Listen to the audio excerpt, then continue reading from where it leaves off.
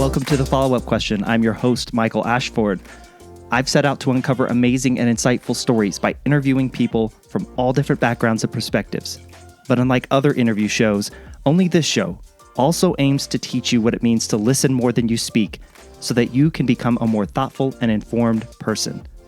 I'm a former journalist who believes everyone has a story to tell, and that listening to someone speak their truth and their experience is one of the most human things we can do. More than ever, there's a general lack of willingness to go deep to understand why people think, act, and believe like they do, especially when there are differences of opinions. And my goal is to counter that by asking my guests questions and getting out of their way. By seeding the narrative and simply asking the next question, I hope the stories that deserve to be told come to life so that we all might better empathize with the people, the human beings around us. Today and this week on the show, I'm actually not interviewing someone. This is going to be a solo episode, my first solo episode since episode 1 of the show where I outlined my hope and vision for the show.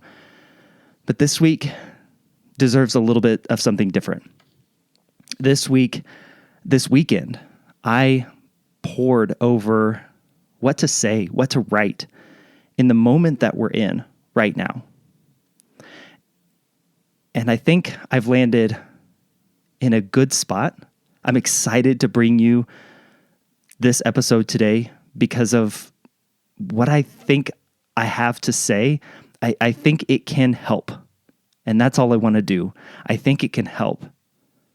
Let's face it, we need a little bit of help right now. And this is simply my attempt to share with you what is on my heart and what I see from what I hope is a clear vantage point, that I've taken the necessary steps to clear my own head of my own perceptions and biases, and just want to bring you what I see as some raw, honest, heartfelt truth. So today, I ask the question, now what? What do we do with where we are and with what we have become? What do we say? How do we approach the coming weeks and months and years? We have all dealt with a lot of trauma. Our nerves are splayed and raw, sensitive to even the most benign stimulus. And most likely, each one of us, each one of you, at some point over the last few years has felt betrayed, unseen, voiceless, attacked. We're sitting here like wounded animals, all of us protecting our most vulnerable tissue, fearing that a hungry predator is approaching, smelling the hurt, the fear, and the misunderstanding as its opportunity to feast. Now what? Now we need healing. We've needed healing for a long time now. The results of a presidential election, whether you are buoyed by them or disturbed by them, only magnify the deep lacerations we have all suffered, cuts to our core that we've concealed with a veil of heightened emotions. Emotions of fear, anger, dismissiveness, ignorance. Sometimes those emotions have even wound up fueling physical clashes. Yes, the prevailing call to action that we heard all this last weekend is that the country must heal from the divisiveness that has embroiled us the last 5 years or so. But the reality is we've been in need of a soul-deep cure for far longer than a half decade. And with the most recent presidential election results, the pulling apart of the sinews that have bound us together as countrymen and women continues. The assault on our decency towards one another continues. It is not over yet. We still have 2 months until the transfer of power even takes place, but decades of rhetoric left to unwind. There are legal challenges that have yet to be decided, and many more sure to take place, but there are still generations of hurt to sort through. There are still weeks left for hate to fester, for lies and conspiracies to infect our thoughts and conversations, for pent-up rage to poison our actions. There is hurt, there is anger, there is mistrust, and it's not all relegated to one party or group. It's everywhere. Both sides, quote unquote, if you subscribe to the two-party system theory. But even those in the middle feel betrayed and voiceless, dissatisfied with the two-option factions into which so many try to sort us. So while it's true that we must heal, that all of us have untended, raw, deep, spiritual, emotional, and perhaps even physical bruises that we're dealing with, it simply cannot be that we turn over the responsibility of our restoration to mere time. Time, in this particularly divergent moment in our history, most certainly does not and will not heal all wounds. This is an acute juncture in each of our lives, in our lifespan as a people, as a country, and we have to be proactive about the path that we take forward. Let me be clear. The results of an election will not fix this. No court decision will fix this. No law will fix this. Just a couple weeks ago, the Christian author John Eldredge was on that show, and he, to paraphrase, said, "You cannot legislate issues of the heart." And this time, my friends, what we're dealing with, what we're going through, this is an issue of the heart. Because the results of an election, believing that that will fix this, that is far too much the business as usual mindset that got us here in the first place. Allowing others to take care of the problems and the issues that we have all played a role in festering. We have to be willing to get even more uncomfortable than perhaps the last 5 years have already made us. Let me say that again. We've got to get even more uncomfortable than we've felt at even any point in the last 5 years. We have to extend ourselves, heart open and palms out, to those with which we disagree and invite them into our lives. However unfair and vulnerable and open to attack that may make us feel. We have to resist the temptation to group each other into stereotypes that dehumanize each other and make it easier to allow hate to continue to keep us at arm's length. And here's my greatest fear. You won't do it. You won't. You won't place your ego aside. You'll blame the other side. You won't consider if there's anything that you could do differently. You'll continue to look at those with opposing views as the enemy, as dangerous, as deplorable, or an angry mob, an angry, lawless mob. In his book, The Big Sort, author Bill Bishop writes this: as people seek out the social settings they prefer, as they choose the group that makes them feel the most comfortable, the nation grows more politically segregated, and the benefit that ought to come from having a variety of opinions is lost to the righteousness that is the special entitlement of homogeneous groups. We all live with the results. Balkanized communities whose inhabitants find other Americans to be culturally incomprehensible. A growing tolerance for political differences that has made national consensus impossible, and politics so polarized that Congress is stymied and elections are no longer just contests of policies, but bitter choices between ways of life. He wrote that almost 5 years ago. In her book, Braving the Wilderness, The Quest for True Belonging and the Courage to Stand Alone, author Brené Brown, one of my absolute favorites, adds to Bishop's observations of how we're sorting ourselves, writing, Bishop tells the story of how we've geographically, politically, and even spiritually sorted ourselves into like-minded groups in which we silence dissent, grow more extreme in our thinking, and consume only facts that support our beliefs, making it even easier to ignore evidence that our positions are wrong.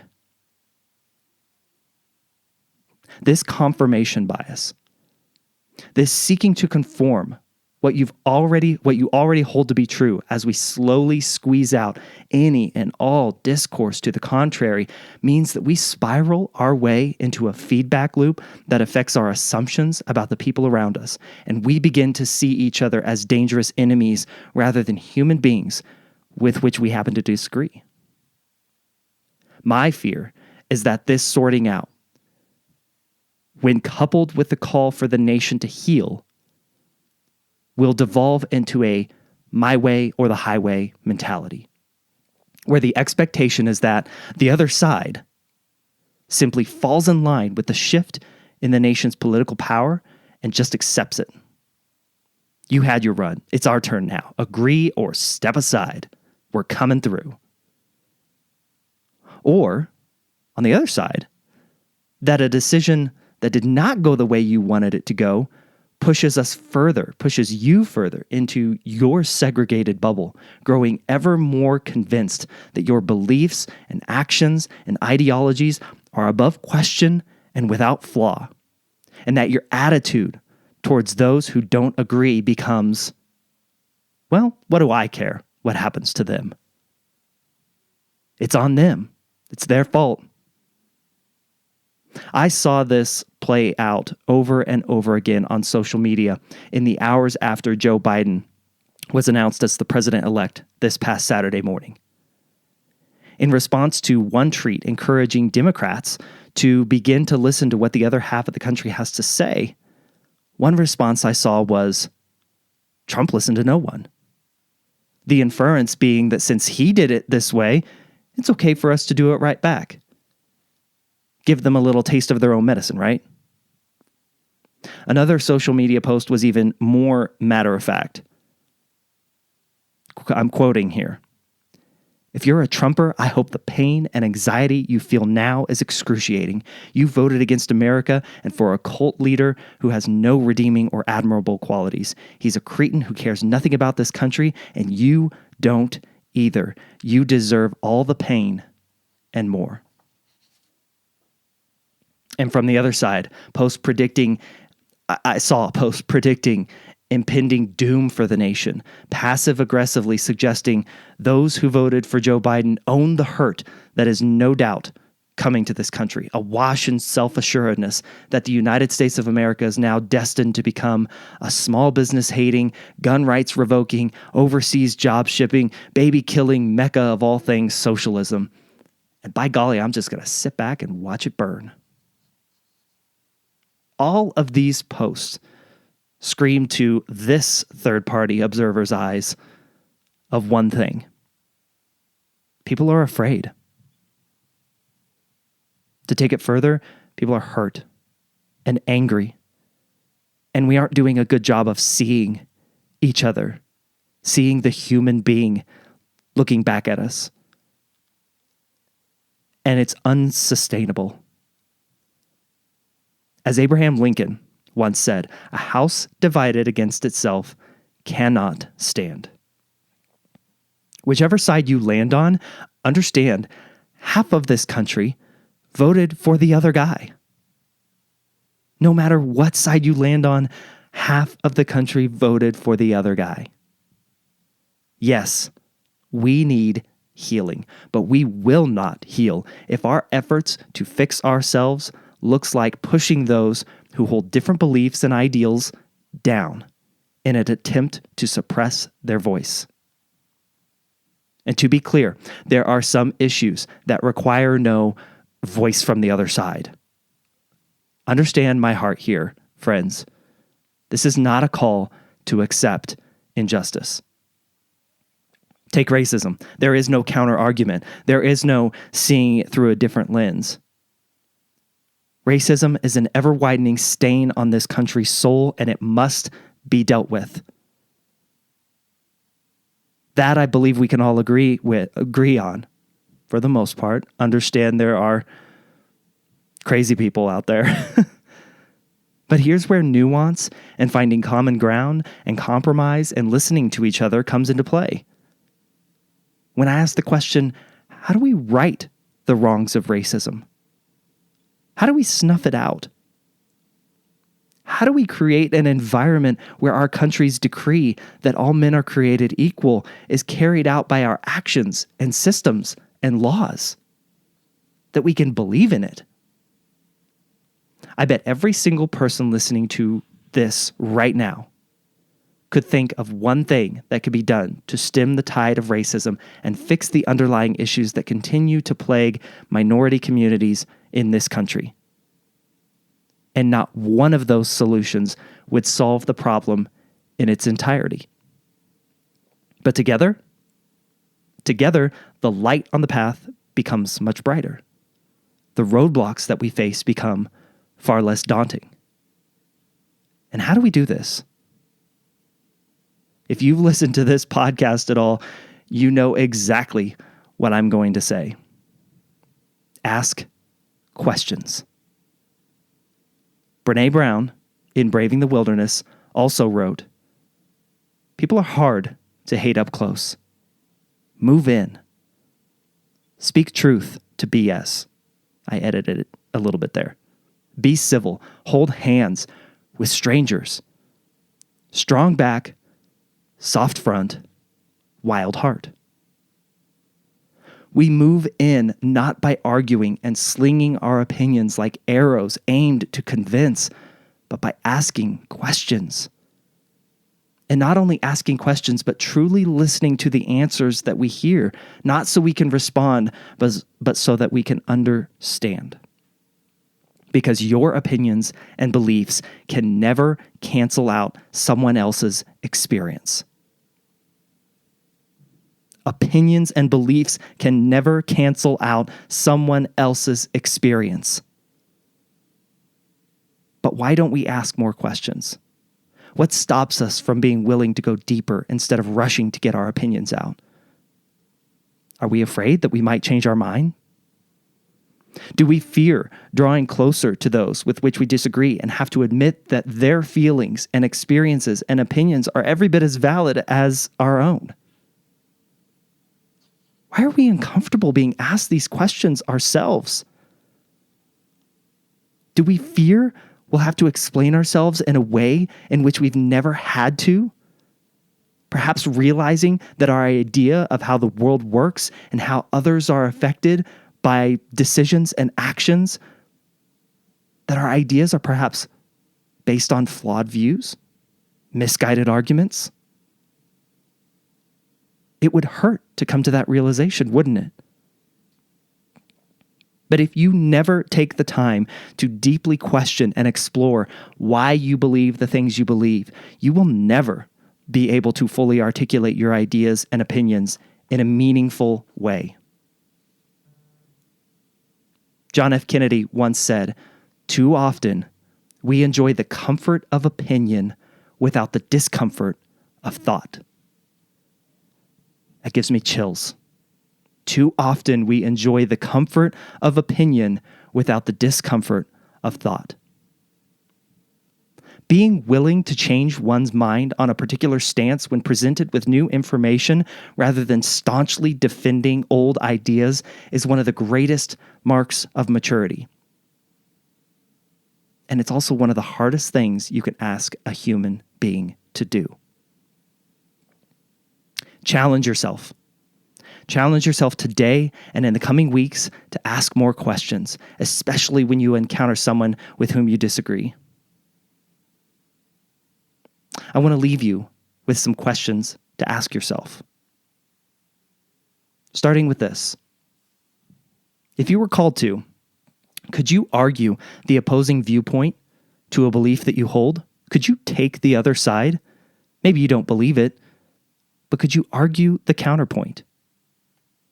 Understanding and being able to speak to the counter argument better than those who actually hold those beliefs eventually does one of two things.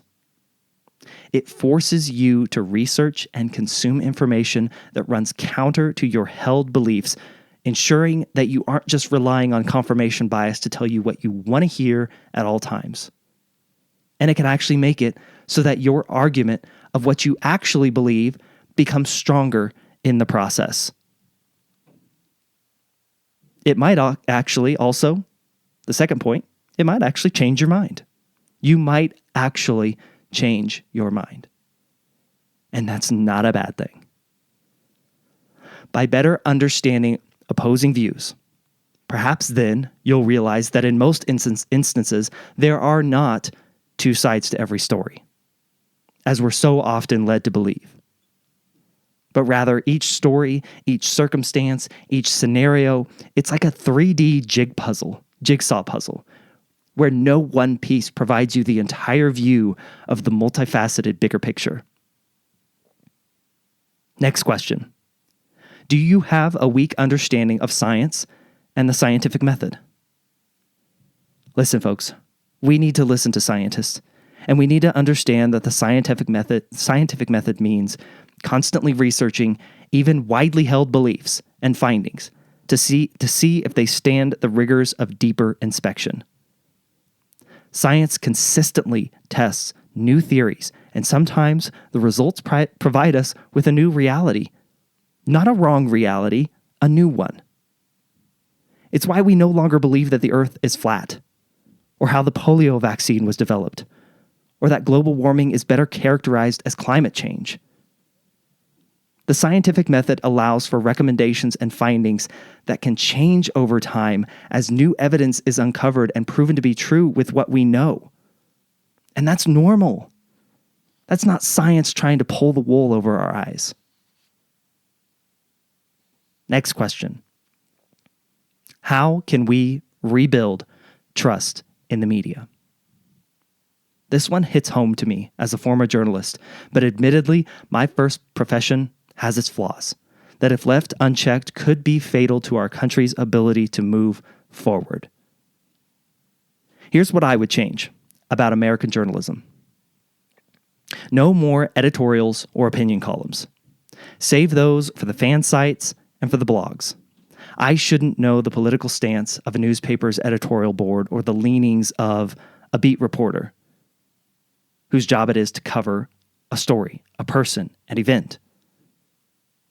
Reporters must ask a question and then get out of the way until it's their time to ask a follow-up question.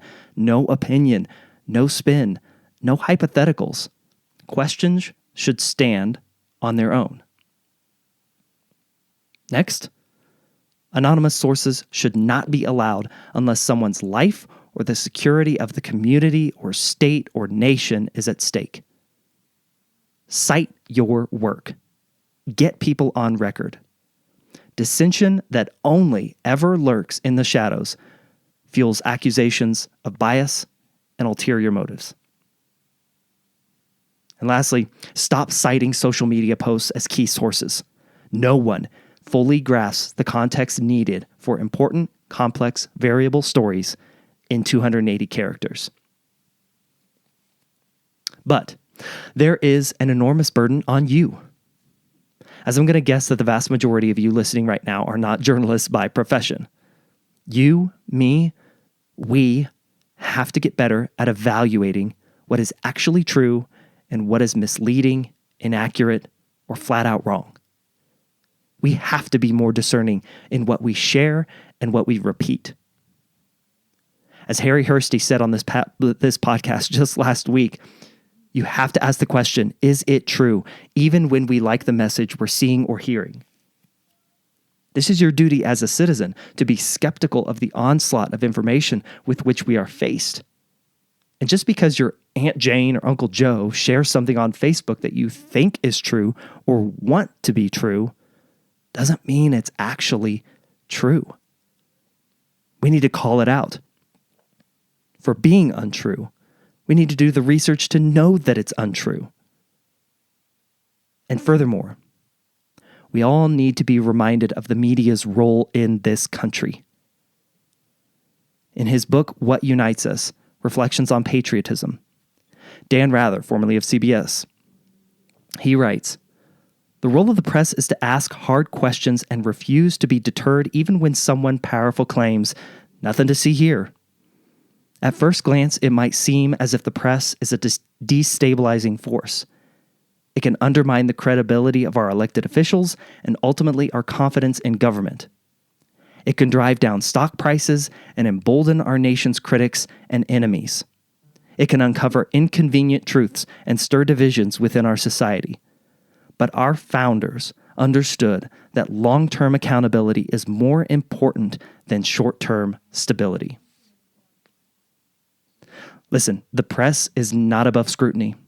Far from it, but we are at our healthiest as a country when a free press challenges our leaders and our assumptions and reveals our blind spots.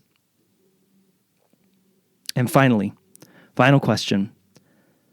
No matter how a presidential election turns out, is it wise to place your faith in our country's future and direction in a single human being's agenda?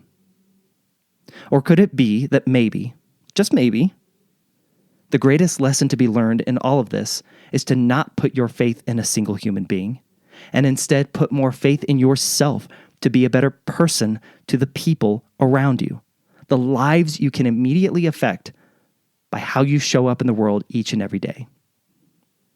The work we have ahead of us is immeasurably hard. It will be far easier to avoid the conversations that will make our hearts beat faster, our palms sweat harder, our voices turn louder, and our faces turn redder. It will take a boldness from every one of us, the likes of which many of us might not believe we have within ourselves. In What Unites Us, Dan Rather summarized it as this: "This is the embodiment of heroic citizenship, a commitment to each other and to fixing problems. It is seeking solutions and not praise, progress and not personal aggrandizement. It is doing what is right for the sake of right. I have seen this spirit as a common denominator that cuts across all aspects of American society. I have seen it on distant and dangerous battlefields and in the wake of natural disasters. I have seen it recently in children advocating for action on climate change and teachers working to confront bullying. I have seen it in those volunteering to help the homeless and those providing compassion to opioid addicts. None of us is perfect, and we all have our lesser moments. There are many people whose hearts are infected with hatred, bigotry, and selfishness. But I firmly believe that they are a distinct minority and that we can all summon up our better qualities to help improve this nation." On the other side of these interactions doesn't have to be total agreement. Healing does not look like a utopia void of conflict. Disagreement is good and healthy and necessary. And that is precisely what it will take.